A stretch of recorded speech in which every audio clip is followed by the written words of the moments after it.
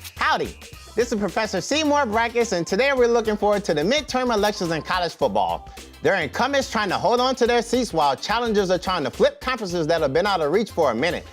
And for you guys who don't know what slang is, a minute is a long-ass time like, yo, the big Cheeto's been in the bathroom tweeting pure ignorance for about a minute. But on to our games.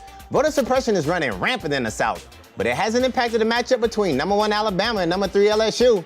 The Night King Nick Saban and the Crimson Tide roll into the Valley of Death with a caravan of White Walkers to take on the upset-minded Bayou Bengals. The freshly minted college football playoff rankings have given an already raucous environment extra juice leading into the weekend. Prior to the season, folks were wondering if LSU should lock it up if he didn't get the program turned around, but if Big O can secure an upset against Alabama, he'll be well on his way to making LSU great again. And speaking of voter suppression, the state of Georgia has been all over the headlines because of the actions of their Secretary of State to suppress the minority vote and oversee an election he's a party to. Ethics violation, anyone? Now, isn't it ironic that the number 6 Georgia Bulldogs find themselves sitting behind the 5th-ranked, one-loss Michigan team that lost to the 4th-ranked Notre Dame, even though the Dogs' only loss came at the hands of 3rd-ranked LSU?